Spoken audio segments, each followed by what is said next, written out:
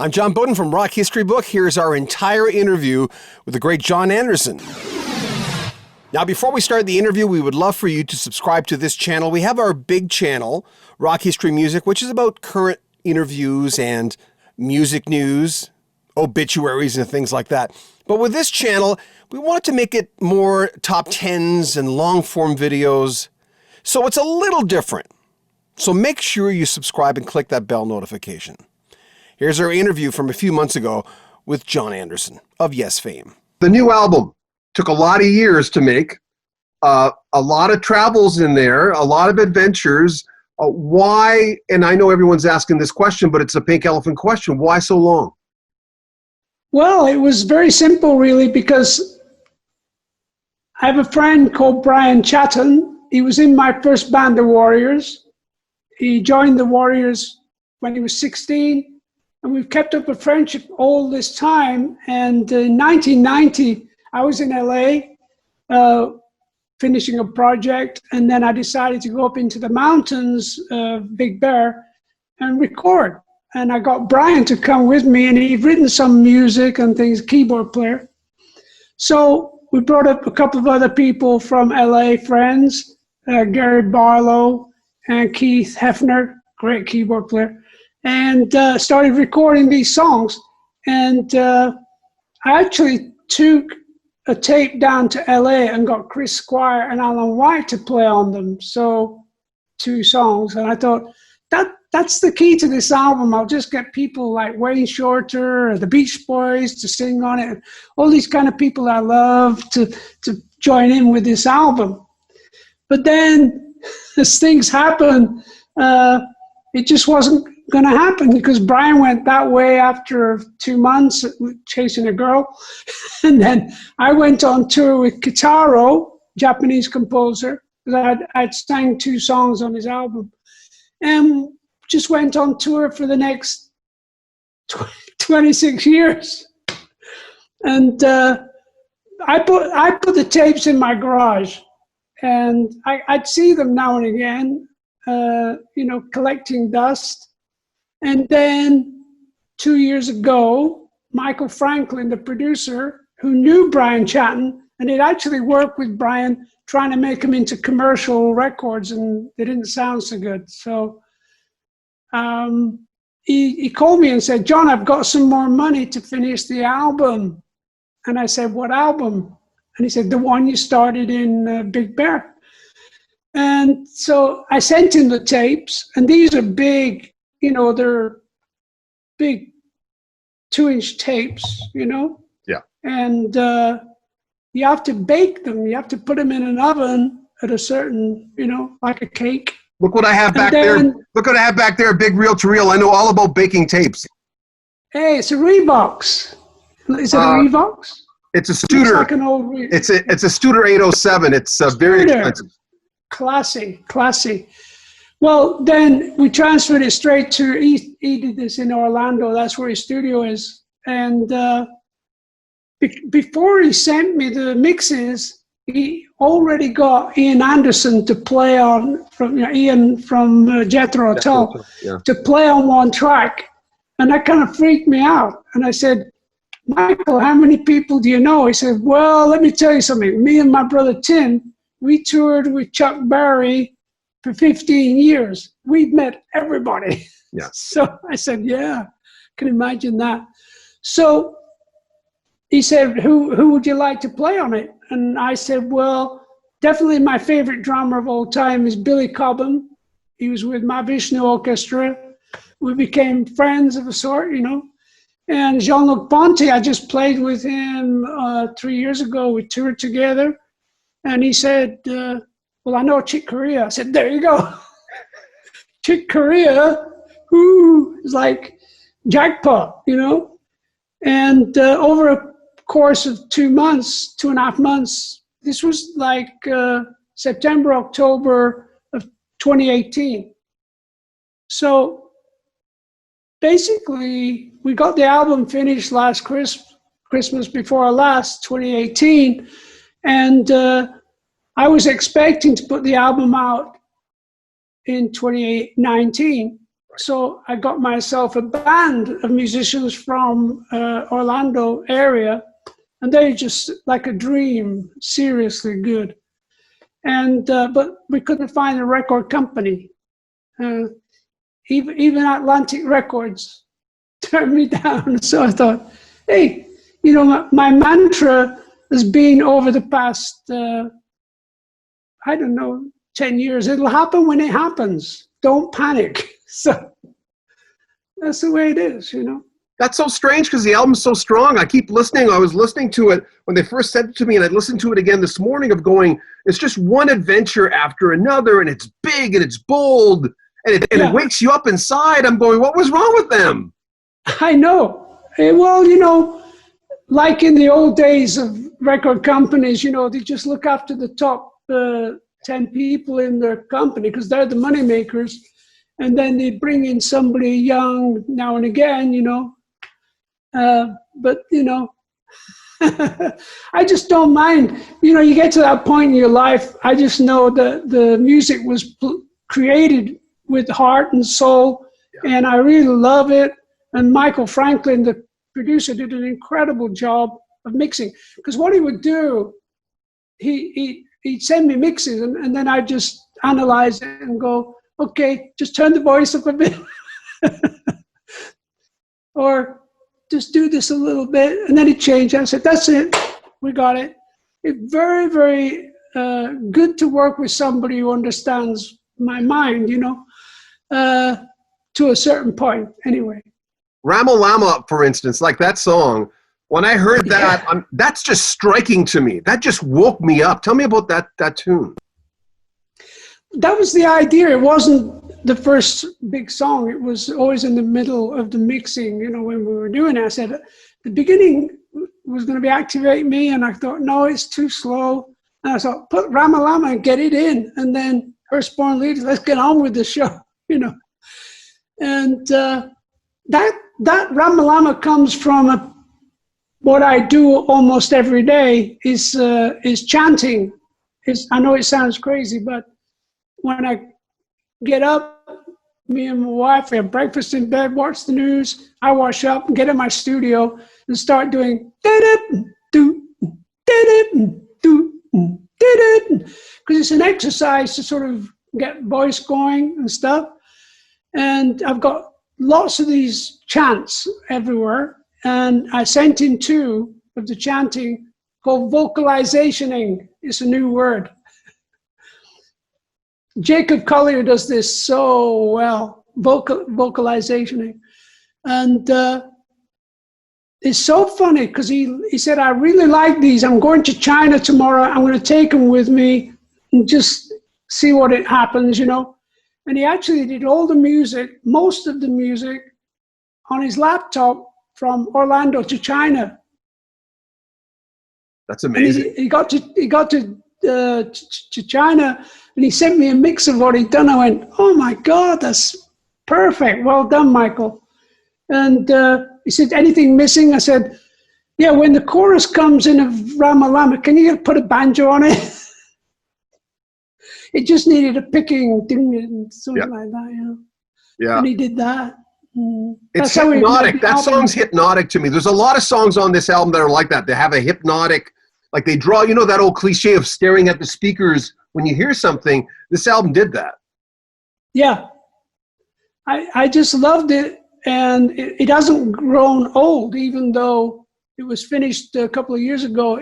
I still listen to it and go, oh, I can hear this. Oh.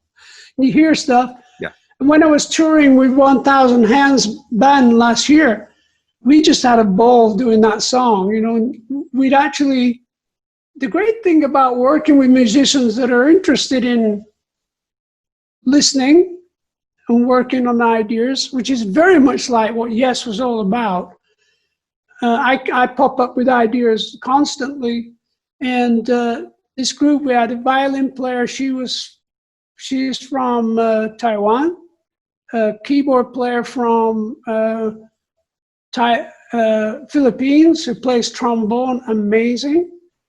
And so I could put together the trombone player with the sax player, and we just added other sounds, and he had a brass section, you know.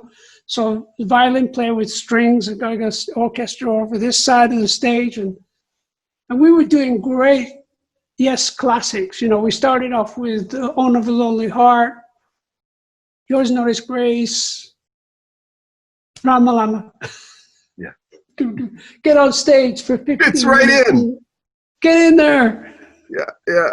When did the other three guys from Yes, when did they contribute, like Steve and Alan and Chris? When did they contribute on the album? Well, Alan and Chris were in LA in 1990, so I took the tapes down to LA and got them to play on Activate Me and Firstborn Leader. And I just paid them some money because they're musicians, you know, because they said, yeah, we'll do it. How much do we get? I said, $1,000 each. Okay, we'll do it. I said, you're great. And there was a song on that we had from Big Bear called Now, and it was like a 3-minute song, but it just seemed to need help. I don't know, there's something about you're working on a piece and you're going, well, we could put some orchestra in there, we could do some choir. No, it's not working. Why don't we just cut it up into 3, first verse, second verse in the middle of the album with some orchestration, and the last verse at the end of the album with a little more orchestration, which we did. And it was around Christmas time, and I just said, I'm going to call up Steve and get him to play on it. You know, he owes me, because I sang on his Bob Dylan album. I sang Sad Eyes Lady of the Lowlands, which I really like. And so Steve played on it, and I was listening to Steve, and all of a sudden I started singing, because, you know, that's what I do with Steve. I used to, you know, we were very, very close, musically speaking, for a few years, and remarkable period of time in my life, because I was able to create with him structure for Fragile and Close to the Edge, of course, and Topographic. And that was a very intense time, because musically, Yes was like doing what it wants to do. There was just so much musicianship in the band.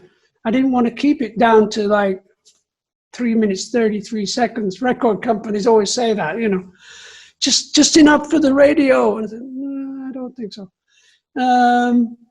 Because I felt I was too old to be a pop star in that sense, but there we were, creating really fantastic, adventurous music. And when I finished this album, I felt the same way, that it was like an adventure creating and worth listening to. It's really a special event in my life anyway. Why is it, do you think, when I talked to Bill, I think a year and a half ago, and I talked to Alan, I think a little while before that, and I talked to a lot of artists of that era, and I think you're the third Yes guy. You're the guy I always wanted, though. Oh, yeah. Why is it that back then, like Bill said, well, I always thought the band would last. I know he left, but he said, I always thought the band would last a few years. And I hear that a lot from the guys from the Zombies. I just talked to them, and of course, they only lasted a few years before they came out. Why is that? Why do you only think people say that? Well, because if you look at the history of the Beatles, you know, they had a 5-year span. I went to see them with my brother when they just broke. They had the first single on the radio, and we had a band, me and my brother, called the Warriors, and we went to see the Beatles in Southport, which is like 20 miles north of Liverpool. Nobody screamed until after the songs. Everybody listened to this band. They were great. They played their whole first album. And then there were love songs. You know, they wrote love songs, and all of a sudden they went into Revolver and the White Album and Sgt. Pepper's. Like, what an incredible growth, musically speaking. And when we started in '68, you give yourself a couple of years, 2 or 3 years. If you can get a record deal, maybe 3-4 years, if you can get a record deal. And we were lucky. You know, we just stuck to the plan that we were going to be good on stage, good production, sound. We sold our souls to the sound devil. I wouldn't say devil, but because we toured with Iron Butterfly when we've been together a year or so, and we went on tour with Iron Butterfly, and we got to the sound rehearsals in Belgium, in Brussels. That was the first gig. And I think we'd finished the first album, and we just thought, we're going on tour with Iron Butterfly, a lot of people are going to be there, it's going to be good. And we walk into this theater auditorium, and lo and behold, there was a sound guy mixing the band in the middle of the seats. And they had these gigantic speakers left and right of stage. And they were sound checking and stuff. And I couldn't believe it. And it was the first time in Europe that had ever been seen. They had these gigantic speakers that you get in movie behind the screen, you know, in a movie cinema, and on top with these horns. So you had the woof of the bass drum and the bass and the brightness of that for the guitars and singing and stuff. And we used it, and I needed it very much. So I spoke to our manager and said, you know, we had a gig in London at the Albert Hall, and I said, we've got to get this sound system. Nobody's got a sound system like this in Europe, I know, for sure. So he said, well, we're going to have to take some of your publishing. I said, I don't care. Just give me the sound system. And then we were a band that was really playing good with 3-part harmonies, and we sounded amazing. That was the key to that push with Yes in that first 2 or 3 years. So you guys were realistic, though. I mean, I'm hearing that you that was a dream, but you were also realistic. How do you mean? Sort of. Well, the fact that if you gave yourself, oh, we'll give it 2-3 years, because you know after 2-3 years, I mean. Well, in some ways, there was a band from Birmingham called The Family, and they were very, very good. And I just said to myself, I think I said to Chris, as long as if we can get as good as The Family, I'll be happy, because they're good. But we just kept, and all of a sudden, Steve Howe joins the band, then Rick joins the band, and we'd been on tour of America with Jethro Tull, which was like mind-blowing, you know? Yeah. And I fell in love with America. I really did. I fell in love with the energy of America, and I'm an American citizen, and it took a while, but I just thought there's an audience out there for this kind of band, and we were getting great reviews in England and Europe and Japan then, and in America, and then we had Roundabout all of a sudden. Yeah, it was great. You know, it was really, really good. Firstborn Leader is another one that's a striking song, a great choir song, just inspirational. Tell me about that tune. Well, the idea of the song was very, very simple. We were up in Big Bear, and I just said to Keith, just play some really big sort of churchy chords, please. Yeah, big ones. And I just started singing, like the death leader's coming, climbing on the sides of the moon, sort of thing. Yeah. And we had that, and then I said, that afternoon, I said, let's just try this song. It's like, think Calypso, because I lived in Barbados for a few years, and I just love Caribbean music, you know. And all I did was write down names. Da-da-da-da, done from religion. Da-da-da-da, da-da-da-da-da-da, da-da-da-da. I think I played my ukulele when I was doing it. And it built up over the course of that afternoon when we recorded it. And that's the best time is when you're working with musicians who just listen and follow the train of thought and add their talent at the right time, you know. oh, why don't we change this chord? You need another chord here, John. I say, okay, go. Where does it go? Oh, perfect. Modulate, you know. Sorry, a while ago you had said someone had quoted you as saying that you were open to a Yes reunion and you had a bunch of songs that would be good for a new album, possibly. Are those songs still around? Yeah, I wrote a bunch of songs with Trevor and a couple with Rick, a big piece with Rick, which I love. And, we were on tour, ARW, and, one thing that I've found over the years, a group of musicians is like that. It's the people on the outside, the promoter, the manager, and they're just trying to make money, and you forget. And it's just wrong of me to keep forgetting because I trust people. And we'll make the record. Yeah, we'll do it we're going to do it next March. We'll do it in February, March. Yeah, okay, great. Yeah. And then you find out, wait a minute, I just found out Rick's on tour in March. What's happening? I thought we were, oh no, but Brian and somebody said, managers, because they have a very, managers have a tough job. They got to look after 5 crazy people, or 6 or 7, and they always sort of zoom in on one that they can handle. I think that's what's happened in my career. They zoom in on somebody they know they can. John's a bit over there, so let's take care of this guy. It doesn't work in the end. It really doesn't work because the band suffers.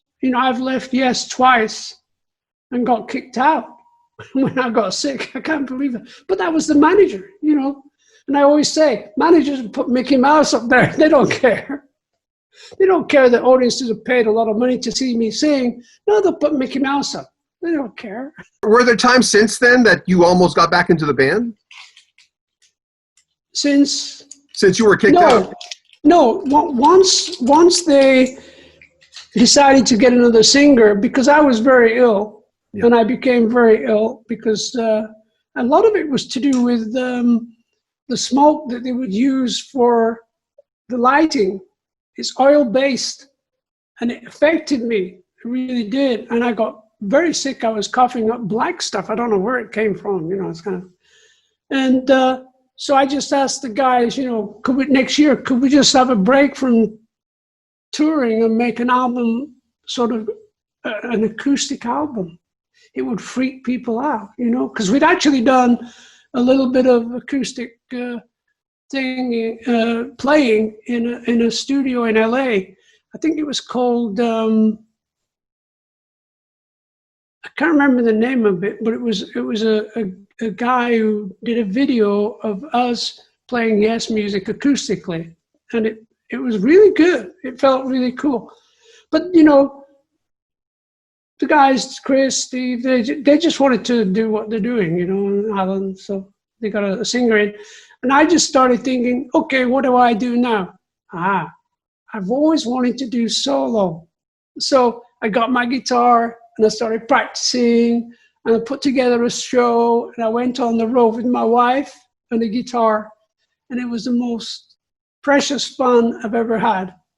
I'm going to do it next year and the year after. I'm going to do it again because there's something about just being, it's up to you, it's nobody else. It's just up to you to make it work, and it's a wonderful pressure. It's a pressure that I like because I know I'm getting ready to go on stage. I feel good. By the way, Tom Brislin, who's now in Kansas, as you know, Tom, he said such, we just talked to him last week, and I thought to myself, this is turning into a John Anderson Appreciation Society. He just loves you.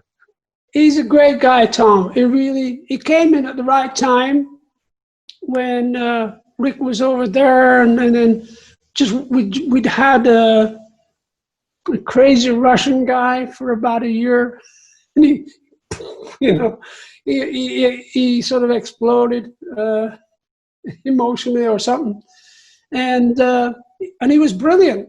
Igor Stravinsky. He was called Igor Korachev. And he called himself Igor. when I first met him. And I said, Igor. And he said, yes, I'm Igor Korachev. And I'd heard him play, and his left arm was so brilliant. Man, he was good. And I said, why do you call yourself Igor? He said, I don't like Igor. But Igor Stravinsky, what's the matter with you? And he went, oh, yeah. So it became Igor Stravinsky. Oh, God. Did Geddy Lee Igor Korachev. But then we had Tom Brislin came in, and we did a tour with a great tour with the orchestra as well. And that was with the Polish Orchestra, young people. And that was brilliant because, you know, we were playing, I think it was Ritual and Close to the Edge. We're doing long pieces of music. We got them orchestrated. And it was real fun because, you know, you walk into a rehearsal place with these teenagers orchestra, and they're kind of looking at us, you know, and maybe nobody had ever heard of our music so much. But you could tell they were kind of, oh, okay, we're looking at the music and everything. It's a bit complicated. What are we doing, you know? But as soon as we started playing, they lit up. Yeah. And these young people just loved music. They adored it. We went to Russia, all over Europe, and we came and played in I don't think we played in America. What we did in America, we had a pickup orchestra, which are the best because they want to play. Where you would play with the Atlanta Symphony, and it's like, oh, okay, let's get on with this. You know, you can feel that vibe, like they don't really want to do this. You can tell. At the Rock and Roll Hall of Fame, did Geddy Lee have a chance to tell you, or did you already know the only band he stood in line for was Yes? No, I didn't. I mean, he probably did, because we were so in a place of euphoria all the way through the whole day of gotta be good on stage, and then you're at this event where all these people are there, and it's, you know, Hall of Fame, you know. And all these people getting up in the speeches and everything. And I was with my wife, and we're just enjoying the evening. And I started thinking, I got to get up and sing in a minute. I usually am well prepared. I don't know if I can do this in back in my mind. So we got there.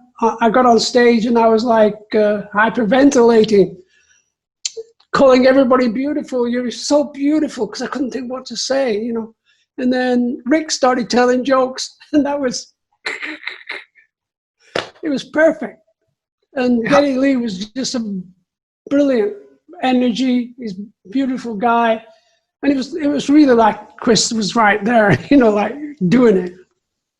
What was the atmosphere like with you and the band members during the, what was that like? Was that okay? At the Hall of Fame, yeah. Hall of Fame.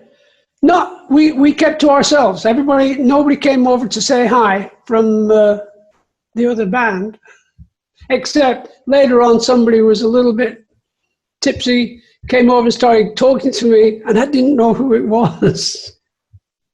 But I was just being friendly with this guy, and he started telling me we should make some music together. You know, I said, yeah, okay. I was in the hotel, and wow. Steve was dodging me all the time. Hi, Steve. How you doing, Steve? Oh, wait a minute. See in a minute. That's got to be a little awkward. Well, you know, me and Steve have gone through a lot of, I suppose, frustration to a certain degree. You know, in the 70s, Rick had left the band. You know, it was a kind of a chaotic period of time, Topographic Oceans, and I feel so blessed that I did an interview the other day, and at the end of the interview, the guy said, oh, by the way, Topographic is my favorite. And I went, thank you. Because you go through so much making an album, you know. And so basically, I wanted to, as soon as Rick had left, I'd been listening to Vangelis, and I sensed the potential of bringing in this monster of a guy with a vast amount of sounds, and incredible musician, Vangelis. And I'd actually gone to Paris to meet him, you know, and I tell the story on my solo show that I sort of called him up and I said, hello, Vangelis, yes. My name's John Anderson. I'm in a band called Yes. What's Yes? I don't know Yes. I'm a singer. Oh, come over. Okay, so I go over to his Palacio. He had a palace of apartment in Paris. And it was great to meet him. I actually, you know, if you fall for somebody, it's like, because he's so incredibly talented for one thing, but such a lovely energy, you know, like you've met your long lost brother or something like that, you know. And so I tried to get him into the band, but it just wouldn't work because he was very free form, and the band is very structured. Free form structure is like water and olive oil. It doesn't mix. And so he stayed on in London, and he called me up one day, Johnny, come over to my studio, you know. So I went over and we wrote a song for his album, Heaven and Earth. And from then on, I go once a week and write and sing songs with him because it was so easy and so different. Yes was probably my mental creation, along with Steve and Chris, of course, was that we knew what we wanted to create. You know, we just knew that we had to go this way, this way, you know, and that it'll work because that's who we are. Vangelis was the opposite. It was like jazz. Everything was chance. In fact, the recordings we did were always based on the first take. I know it sounds crazy, but he would play and then I would sing. And then after 2 minutes or so, 3 minutes, or 4 minutes, sometimes 5 minutes, I'd say, okay. Because I look at him and sort of modulate another chord structure. Because he would go the choir, the orchestra, and thunder and lightning going on in the studio with Vangelis. And I'd be singing these songs I never dreamed of singing, you know, really out there, and some love songs and some powerful idea songs. And then at the end of the evening, well, we'd work on the afternoon, and then in the evening, he would edit the music to tighten it up, you know, and I'd be understanding, okay, well, I'll sing this part, I'll sing so then I walk in, and he was like very advanced in terms of sound. Listen to anything that he's done, you know. And he'd have it sounding like heaven. I walk in and sing it, da-da. Then that was one song, and they would do a song a day, or 2 songs sometimes. Yeah. Were you surprised by the success of Cairo, Friends of Mr. Cairo? I always thought Friends of Mr. Cairo was really happening. Again, we had a manager, and we had a record company. It was one of those things. Friends of Mr. Cairo was released. I can tell you the story. Friends of Mr. Cairo happened again because I walked in, we'd gone for lunch. He starts playing something, and I started singing, da da da da da da da da da. I get into that like a movie, you know, and. We recorded that section. I said, could you try a different style of music, like an old-fashioned movie? Yeah. Oh, yeah, I can do that, yes. And then he edited it all together, and it was like a song that was based on the Maltese Falcon, and in the middle section, all about how gangster movies were financed by the gangsters in those days because they wanted to be street cred, you know?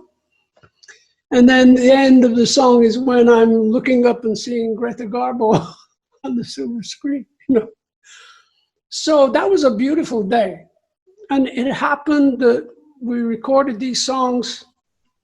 We recorded one song. He was in Paris at the time, And I was there rehearsing, and I just wandered over to the studio where he was, and he was doing such a wonderful groove it was. And I started singing, and it was one of those songs that the lyrics just popped out all the way through. Virtually 80% of the lyrics were there right away. And it was State of Independence, sort of thing. They all sound the same now. But State of Independence was really the single. And I told the manager, this is the single.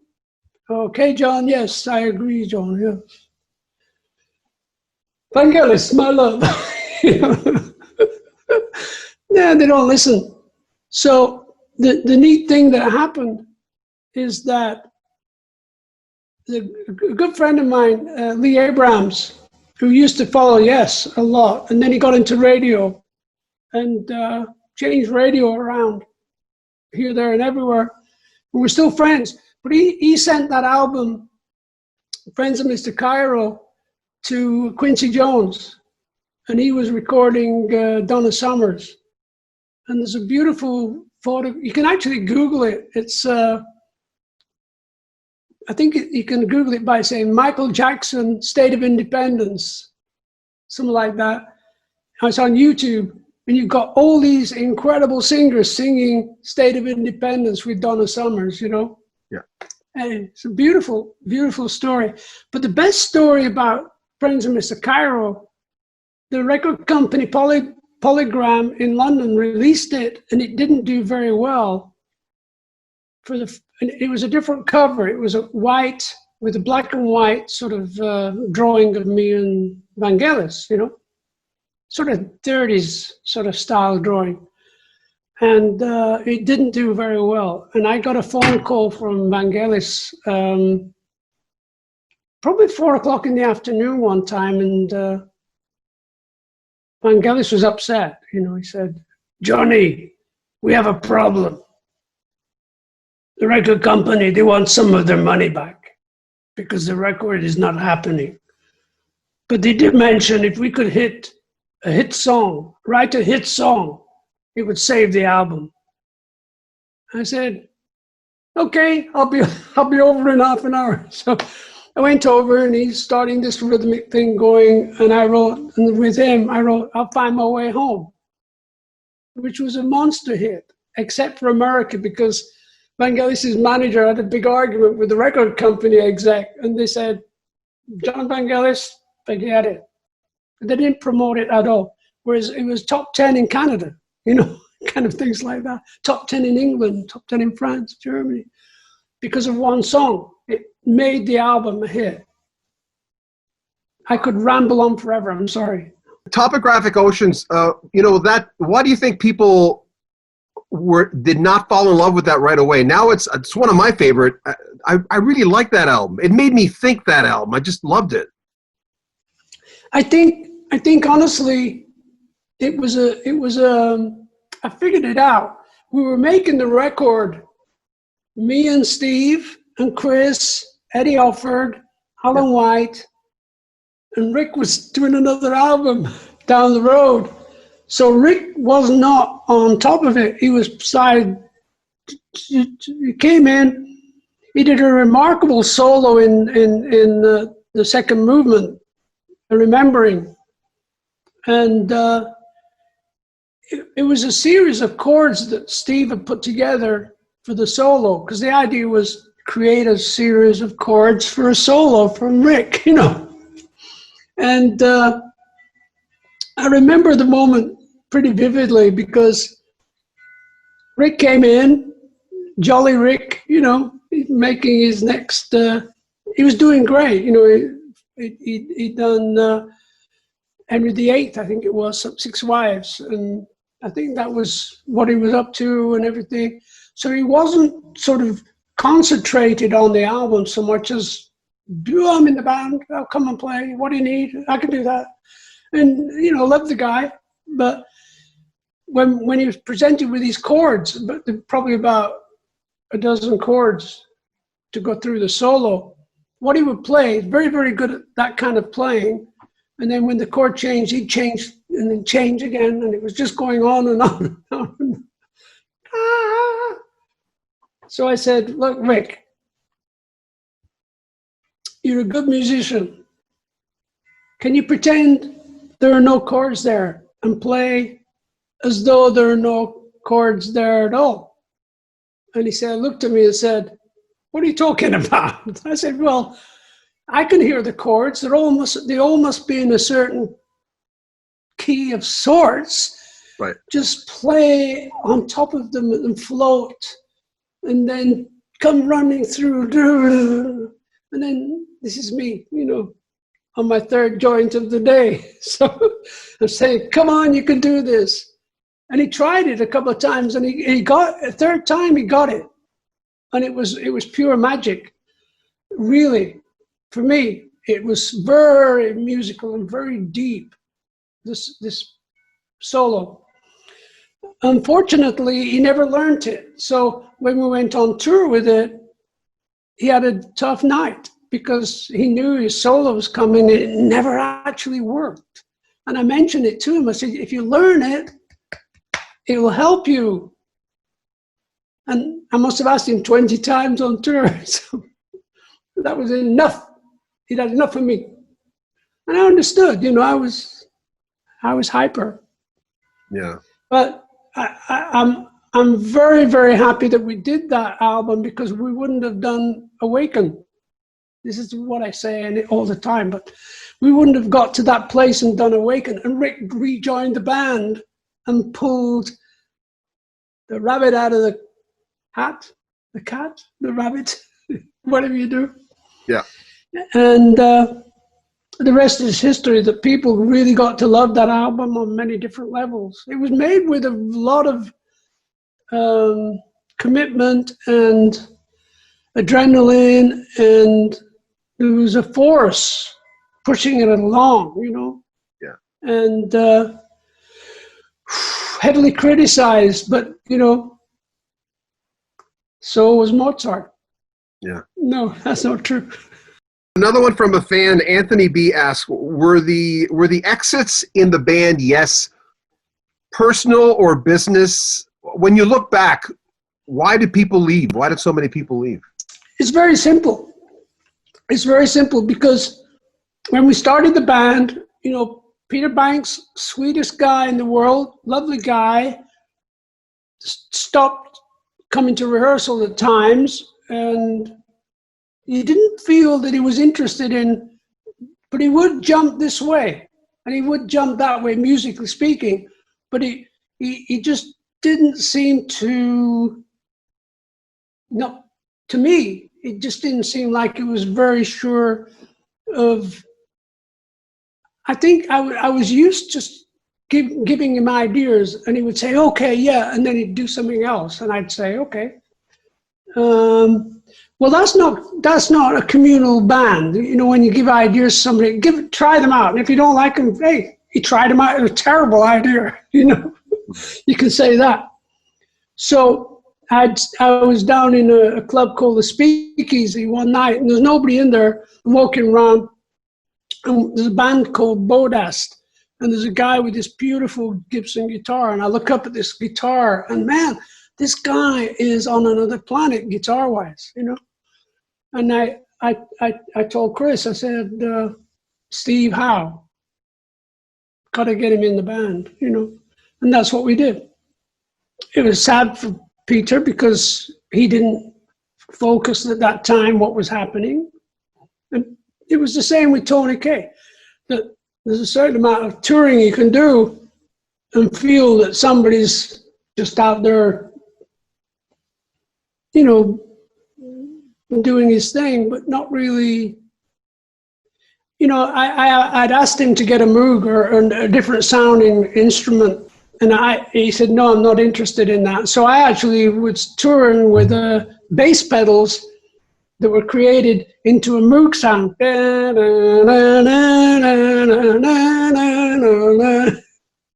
Stupid.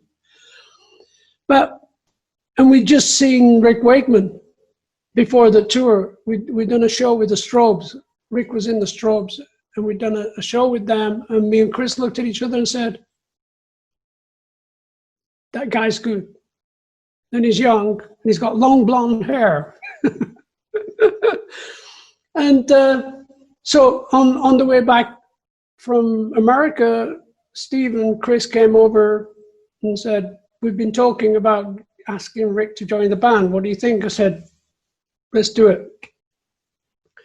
And that was good, because it was good for the music. It was good for the band to evolve. And obviously Rick Wakeman was an incredible, and is an incredible player. It reminds me of some of the great jazz players that are getting better with age. They're just, man, just quite extraordinary. And he, again, where Steve brought in more chords than I'd ever imagined, there was Rick, and he could play Bach and Beethoven and Stravinsky with it. Well, I can do that. You know. Someone had asked, how many dirty jokes did Rick Wakeman tell you when you were on ARW? He kept saying the same ones. He would forget that he told you the joke 2 days earlier. And they're terrible. But the best one is people who live in Dubai, they never watch the Flintstones. But people who live in Abu Dhabi do. Yeah. John Malanga asks, what's your current relationship with Steve Howe? Well, it's like anything, you know. I did an interview a few months ago, and they just put it out. It's on Mojo, English. And they're asking me, will you get together? I'd love to. I said, I'd love to get together, yes. And Steve just did one on Rolling Stone, said, never's not going to happen. But he knows that I'm very open, but he has his own pocket and position to take, you know, that he has, yes. But I mean, we both know the fans want you back in that band. I mean, that's not disputable. Yeah, but you know, I wouldn't go back in that band because I don't think they're that good. Now, I've said it now, they're good, but not that good. If I could get a gig with Jacob Collier, now that's good. You know, my band from Orlando, they're good. And we proved it by touring. We did incredible versions of Starship Trooper. Yeah. And, you know, I'm going to, next year, springtime, I would like to try Close to the Edge with them, because it'd be cool to do it in a more 21st century style. People might not like it, but I'll try it. You know, I'll try anything. You had a major hand on that album, especially because that's one of my favorites, and I know the fans love that one as much. But I'm looking at your right, your co-write.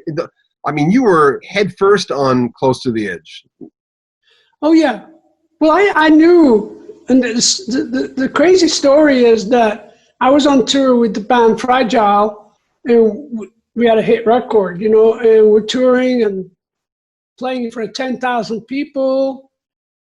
You know, playing Heart of the Sunrise, and they're listening, you know, intensely, you know, and we're playing intensely. And then we saw My Vision Orchestra, and that's kind of energy. You go, oh God, there's so many great bands around. We're with them. And then I was in my suitcase, I had a beatbox, and I put the radio on now and again. But I had CDs, and I had CD of Sibelius. I listened to Sibelius in the morning.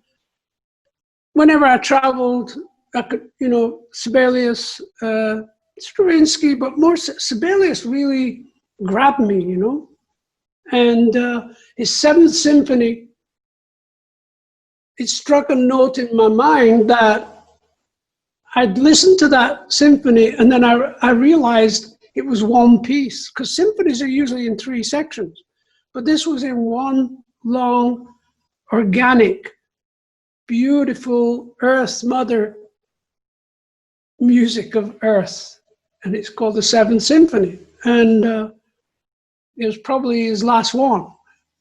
I know he tried the eighth, but it never materialized. So the seventh was like, and it was 26 minutes long. And I thought, that's where we got to go. Because, and I spoke to Steve about the idea of a long form piece. We could only fit 20 minutes on a record because you could only fit 20 minutes on a vinyl. And so one day, Steve out of the blue started singing I've got this song, Close to the Edge, round by the corner, down at the end, la, la, la, la, la. I said, down by the river, seasons modulate, seasons pass you by. And I'd sing, I get up, and he'd play the right chord. And I said, we've got it. We've got the kingpin. We've got the chorus. What's the verse? Getting over all the time. Very simple song. But I started talking about the idea of it more or less in the studio, because me and Steve have put together 4 or 5 sections already. But they said, how do you hear starting it? And I just said, what I sometimes hear on stage is you guys are so flat out. Solo, guitar solo, and keyboard, and you guys are up there. Can we start up there? Like that? And so they did. And you know, thunder and lightning. And I suggested that in order to do that, you got to know when to stop. What do you mean stop? Well, it'd be perfect if you went like that. And well, how are we going to stop? I said, well, Steve's got this riff he plays. I had it on cassette. I think I remember this very well. And I played it. Can you play that again, Steve? Oh, yeah. So that's the riff you're going to listen for. He'll give you a nod. So we're rehearsing it like that. And I said, just 1, 2, 3, 4, 5, hurtle in there. And then they'd all be kicking away, Bill Proof like crazy, you know. And then they'd all look for Steve and they said, here it comes. It's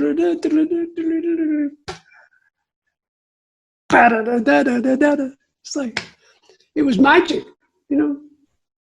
And then we had the first stanza. Chris got into the bass part, you know, kicking like crazy. A season which could go, I had this thing of one same note all the way through. It's like a Gregorian chant. You know,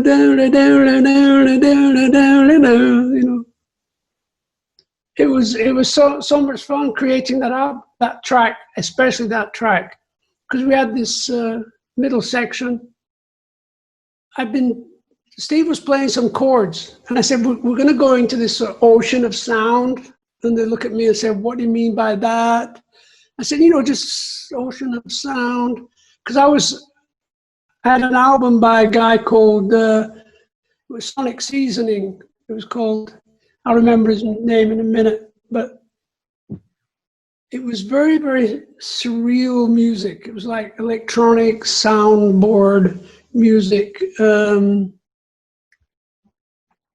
I just like the idea of coming out of the chorus into the melting down into this ocean of sound. And Steve got on the steel guitar and made a wash of sound. And so Steve had played me these chords, and I started singing 2 million people barely satisfied, 200 women watch one woman cry, too late. I get up, I get down, you know, sort of. And so I said, okay, we'll get to a certain point, let the sound happen, and then Rick comes in with the chords to that song, like church organ sound, you know. And then the miracle happened was because we'd actually recorded it that day, and Steve said, you know something? I wrote a song on those chords, I just found it.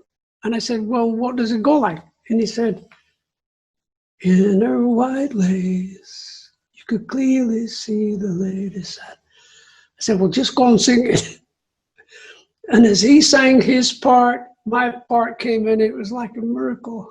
Oh, it was like dreams come true sort of thing. Yeah. And, That's amazing. yeah. By the way, one of the same guy, John Malanka, says, what was it like working with the Toto Boys in the City of Angels album in '88? What was that like? Really cool. Really cool. Because, at that moment in time, Yes was very big. I was big, pop star, rock star, Record company said, we'll give you $300,000, make an album. I think it was more. And I said, okay. What are you going to make? I said, well, I'm going to go to Cuba and sing with the big bands, because I loved Cuban big bands. They're just the bee's knees in terms of serious stuff, So they stopped the check and said, no, it's not going to happen. But we have this producer guy who's a really nice guy who had just finished Simply Red album. And so the guy got in touch with me, and he said, I think we can get Toto as session musicians for the recordings. Is that cool?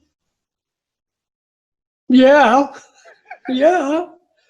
So I went to see them in LA and wrote a song with them. That's how you make friends, Let's write a song. You're damn good, And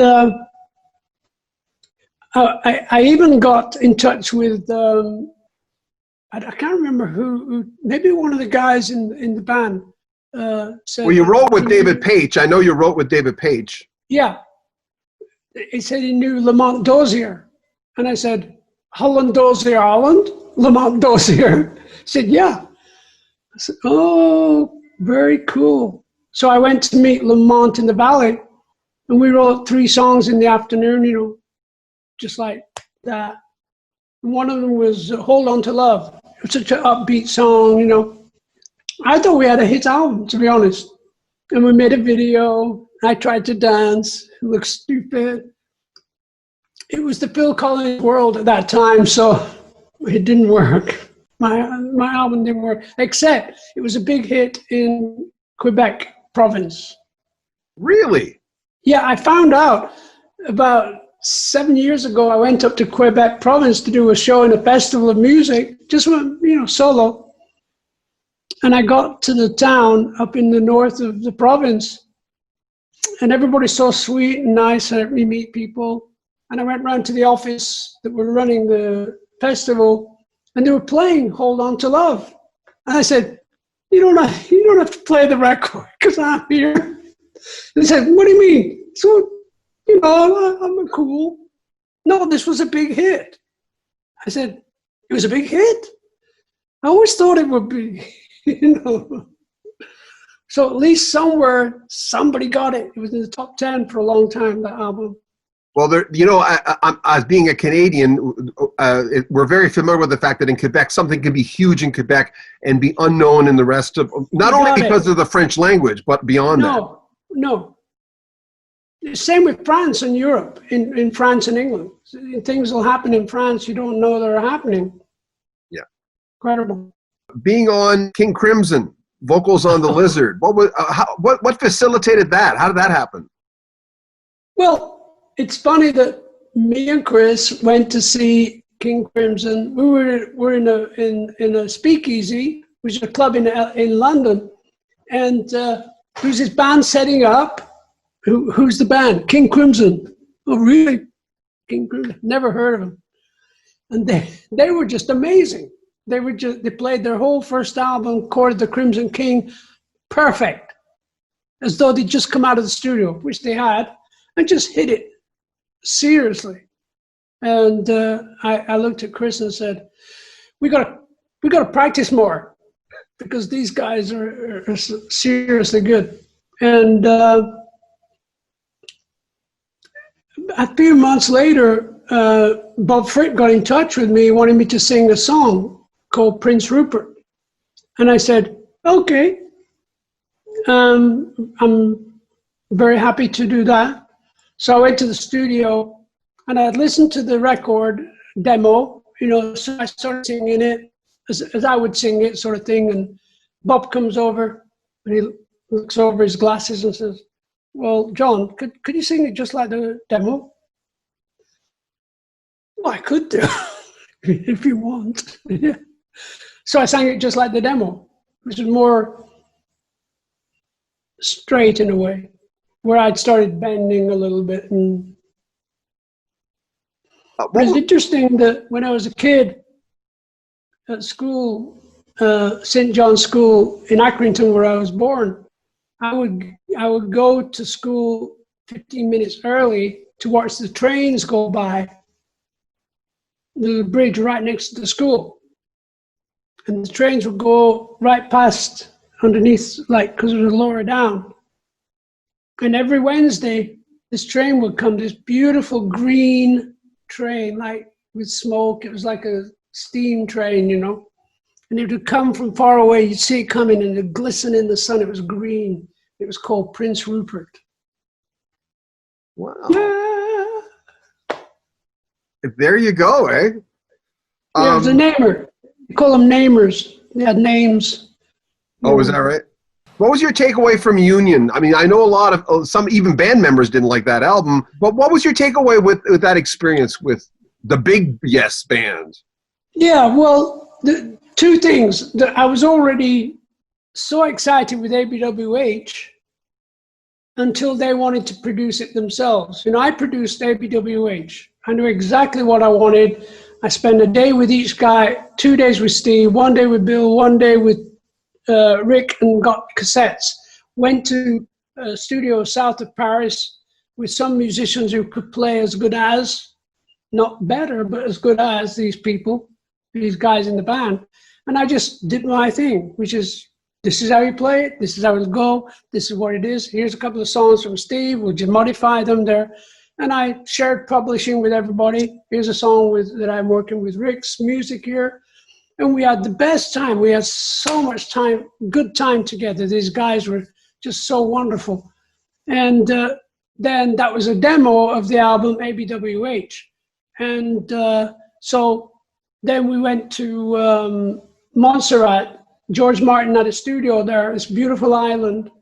And we recorded, basically, they just played themselves, but better recordings. We had Tony Levin on bass. Steve wouldn't go, because he didn't like the Caribbean.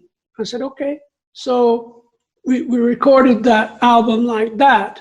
And then we toured on the strength of that. We were good. We were a good band. And we got to the end of the tour and we talked about doing another album, but they wanted to be in the studio together. So I said, okay, let's rent a studio in south of France. Oh yeah, what a great idea.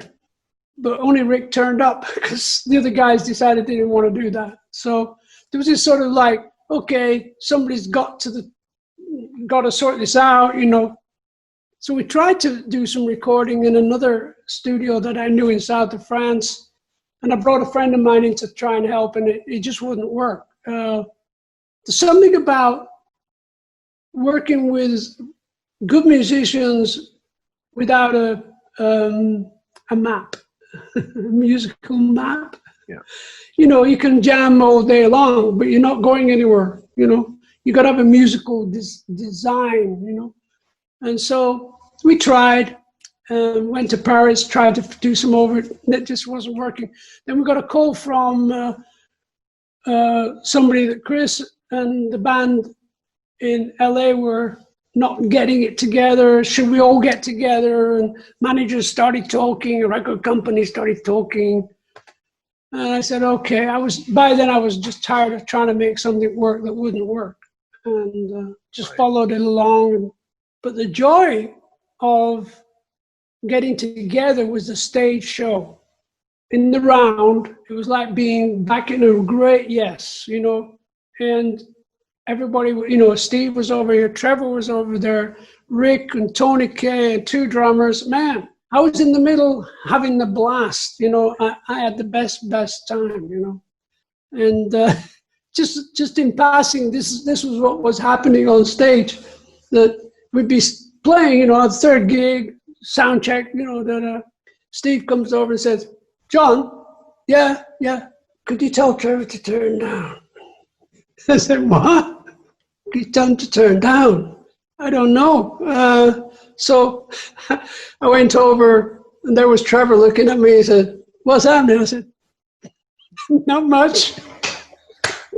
I couldn't tell him to turn down, you know.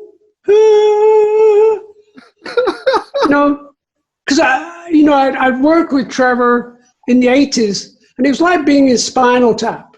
And I always say this because I saw Spinal Tap just before we did our first gig, 90125. I saw Spinal Tap, and from that moment onwards, I was laughing my way through a tour around the world because everything was so Spinal Tap.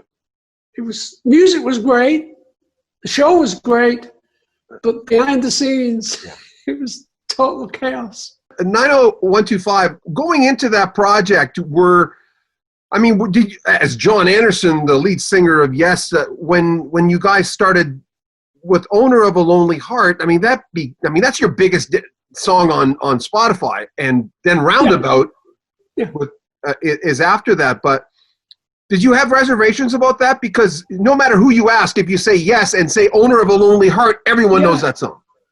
No, I was in south of France working on a piece of music about the fairy kingdom, the Divic world, as one does, and music about Marc Chagall, one of the greatest painters in the history of art from Russia. I met him on his 90th birthday. So I was down there doing a lot of very interesting stuff that I believed in. And then I went to London for a weekend, see my kids and everything, and Chris called me and came round in his car and played me some music. And I totally, it just went like that in my head. I went, because I was very interested in Trevor Horn's production on Duck Rock, which was an album by Malcolm McLaren. Very adventurous, sample sounds and things like that. So here I was listening to Owner of a Lonely Heart, fireworks.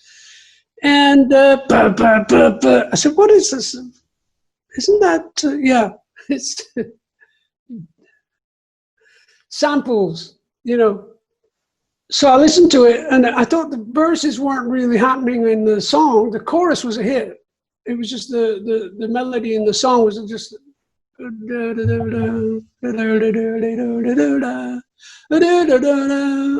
of a Lonely, and a couple of other songs needed help.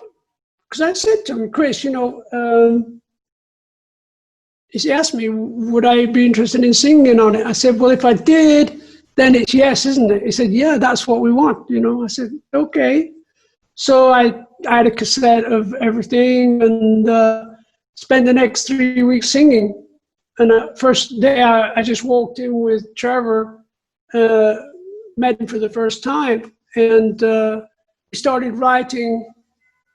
I said, the groove is so strong, you can't sort of like that. You got to go da da da da da da da da da da da da da da da da sort of thing. Move yourself. You always live your life, never thinking of the future. You got to get your act together because you're going to be the owner of a lonely heart.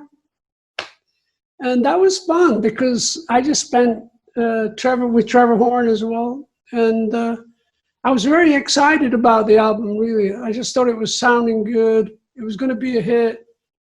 My life had changed completely.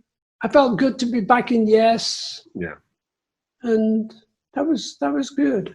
Lysandra asks you, are you familiar with JoJo's Bizarre Adventure and using Yes music? The animated? Oh, Japanese, yeah? Japanese, yeah. I've been told about it just this last couple of months when people are doing interviews that Roundabout gets played a lot on this Japanese cartoon. I said, great, those kids, man, they're going to love Yes. Imagine they'll learn about Yes when they're 8, 9 years old and then say, hey, check out this Close to the Edge, check it out. Yeah. That's the idea. It's like drawing people into the world of Yes, if you like. Craig Gilman asks, would you consider ever singing with John Davison on stage? Yeah, why not? He was the guy I didn't recognize. Was John Davison the singer now? Yeah, at the Rock and Roll Hall of Fame.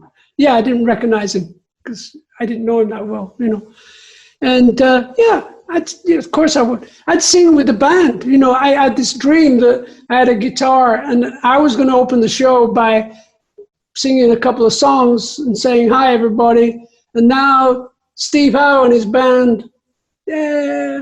And I'd sit there back and sing along with some harmonies or whatever.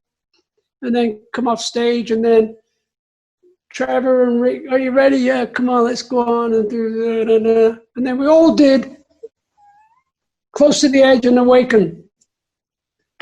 And the crowd went bananas. And then I woke up. Paul Ayers writes, any advice on any spiritual books? Can you, he needs some help. He says, John Anderson must know some good spiritual books. Well, actually, I started reading Hermann Hesse, Journey to the East, Siddhartha. Yeah. I read a beautiful little book called The Finding of the Third Eye by Vera Stanley Alder, a little old lady who lived in North London. The third eye, pineal gland. You just wake it up in meditation, wake it up because that's your radio control system to the universe. And we're all Christ consciousness. Buddha was a Christ, Jesus was a Christ, Krishna was a Christ, Muhammad was a Christ. We're all Christ consciousness. That's the only reason we live, is to find the Christ consciousness within. Ta-da!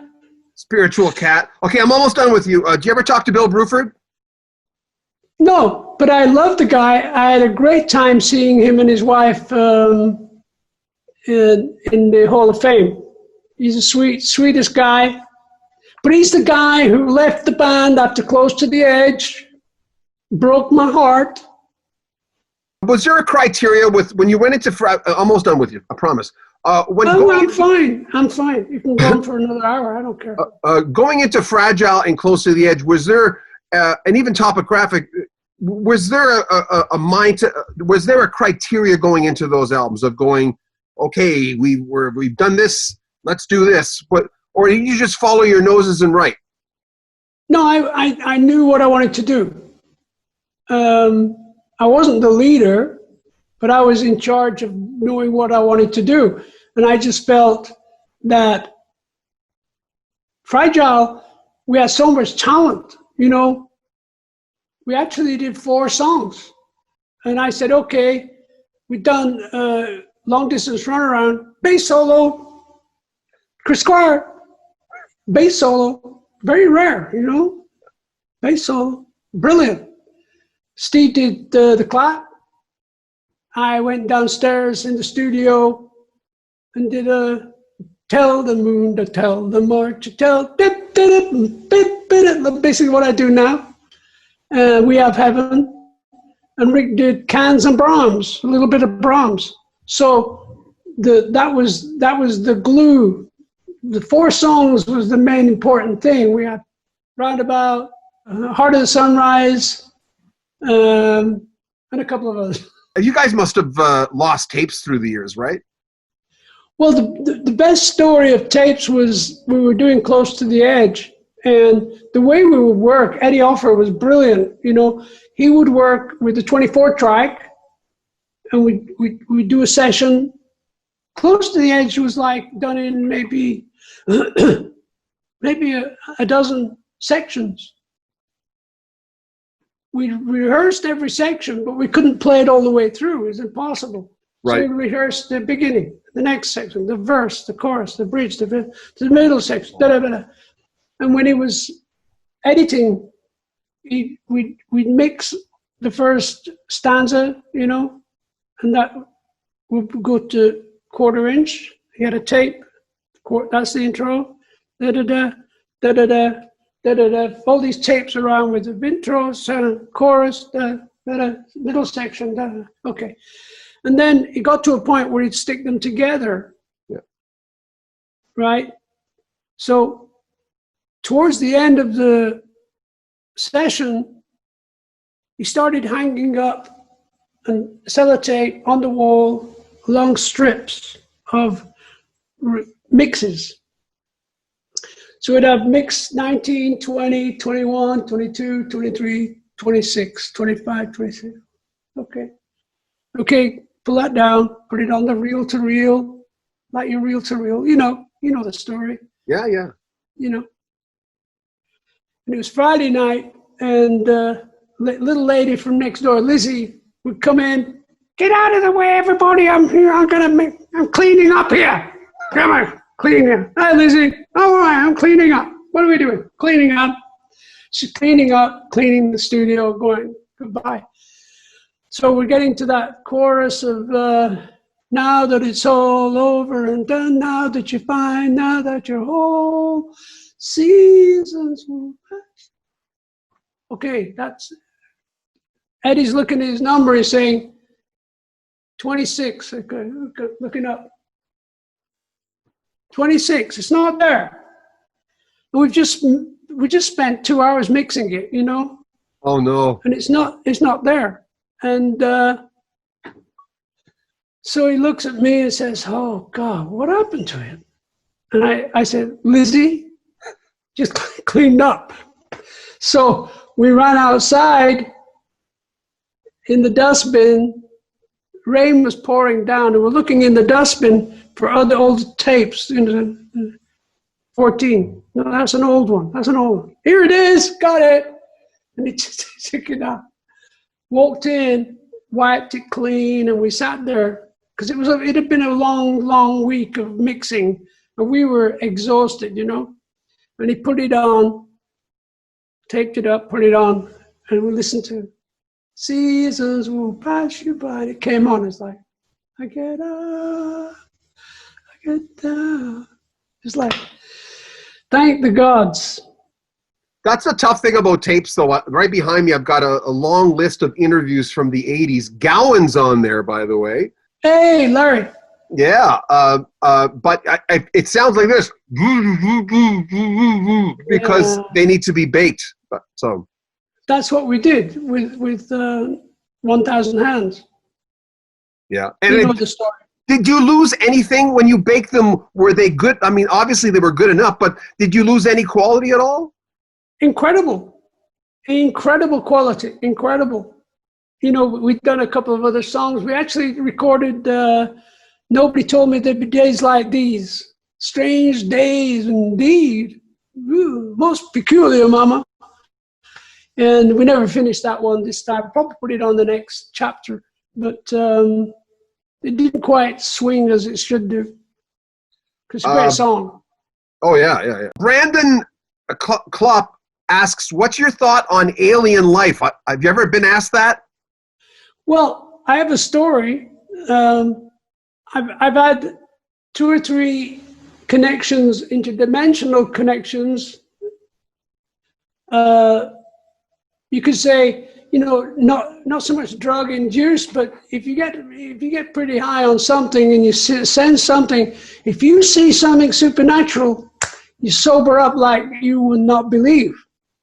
You're in the presence of the Almighty energy, And so we had this wonderful friend who was what you would call a shaman, just a regular looking guy, pretty old guy, 75, just like me.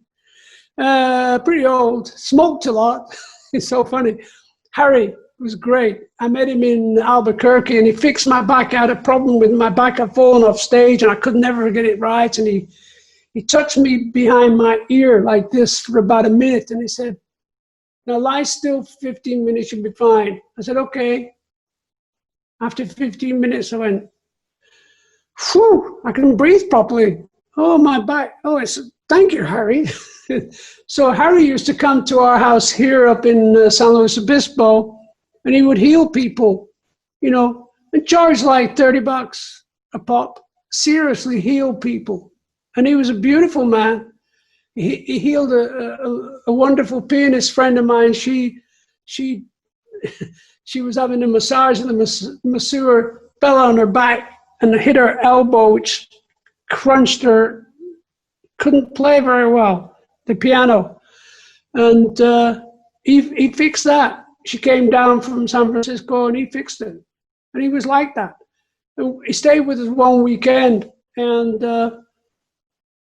my wife Jane mentioned that, have you seen any UFOs? Oh yeah, they're everywhere. Don't worry. Leave them alone. Don't bother with them. They can be funny. Sorry, John, he said that? Yeah. And then Jane said, but I keep seeing something around the house now and again. I look and it's gone. Yeah, they do that. They're very impish, but don't worry about them. There's lots of different kinds of aliens, doll bodies, walk-ons, people that walk into other people, energy, and live with them for a while. Walk-ons, they're called. And he went on about this, and I thought, this guy knows what he's talking about. And he said, so you keep seeing somebody, Jane? He's called Janie, my sweet. Yes, you keep seeing someone around. Okay, well, hold on. Do you have any pictures of aliens around? And I said, well, that's weird, because I got a picture from a guy who works at NASA, and basically they go out to connect with alien life, energy, and they always play a song of mine called Hurry Home that I wrote years and years ago. And he came to a show that I was doing in Florida, and he said, I've got something for you. I'm going to send it to you. I said, okay, great. So he sent me a lovely certificate with a photograph of all the about 5 or 6 guys that go on these special trips to connect with the aliens. And also, he sent me a picture of a gray, and it was called EB. And we framed it and put it on the wall in the kitchen. And so we're walking around, and Harry said, have you got a picture of aliens? I said, yeah, I've got one in the kitchen. He says, come on. So we went in the kitchen. He says, that's it. They're using that to get in. They're using it as a porthole. Get rid of the photograph and go outside and tell them to F off. Tell them to piss off and go away and never come back again. And they'll go away. Wow. And that's what me and Jane did. We went out in the garden and said that. It's kind of funny. A soundbite on Roundabout, about the making of Roundabout? Yeah, it's pretty well spoken about this. We were in Edinburgh, in the north of Scotland, and on the way from Edinburgh to Glasgow, it was just a 2-lane road, not a highway, just a road, and there must have been about a dozen or 20 roundabouts going to each village on the way down, So we go down another roundabout. Oh my God, another roundabout. And Steve's in the back with the guitar. And I said, I'll be the roundabout. Another roundabout. Another roundabout. And then we'll go down this very, very narrow road. And because the mountains sort of came down right to where the road was. It's amazing. It's like a valley. And you couldn't see the top of the mountains because of clouds, And I remember writing down the mountains coming out of the sky. And they stand there, So on the way to Glasgow, 24 hours later, we'd be home in London. And that was 24 before, my love. I'll be there with you. I'll be the roundabout. That's good. Yeah. I had no idea. I've never heard that before, because the thing is, I always tell musicians, and I know you guys understand that, you've told the story a million times, but unfortunately, I don't own those tapes, right? I don't own those interview tapes. And You and I, because I'm doing a thing on Close to the Edge and Fragile, and I've got a lot of journalists talking about it, but it'd be nice to have the guy who actually sang it talk about it. Yeah. And You and I was a song I started writing. I don't know. All that I know at that time, Rick Wakeman was an orchestra of sound. Yeah. So I was very invested in the idea of How's the song go? I can't remember the song. I should know. I don't think I can sing it for. Hold on a second. I've got it right here. Oh, please. Just the verse. Yeah, hold on. Hold on. I hope you can hear it. By the way, you must look back at your career with awe. I mean, it's amazing the amount of music you guys have made. I mean, and you've gone in so many different directions. I mean, it must be gratifying for you. Yeah, you look back and think, okay, I've got to get on with some more work. I got things to do, you know. But I'm so, at that point in my life now that I'm very blessed to have survived. And can you hear this? Yeah.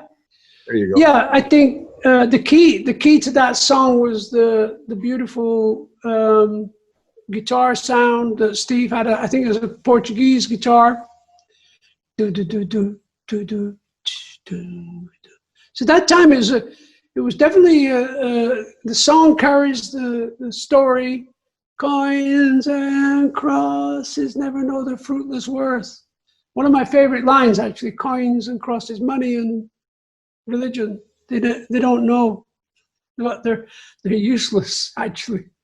But we're very spiritual beings, you know, so we all have our own religions, should we say. And the confusion was that you can't have a religion saying you're all wrong. You're all going to hell. You can't have that. It doesn't work. The old religions are like that, you see. And you and I was always the connection of, and you and I being the divine, and you and I reach over, you know, or you and I, my friend, you and I, we're always trying to figure it all out. And then the idea of being able to turn around and say, Rick, we need a solo, like an orchestra theme idea.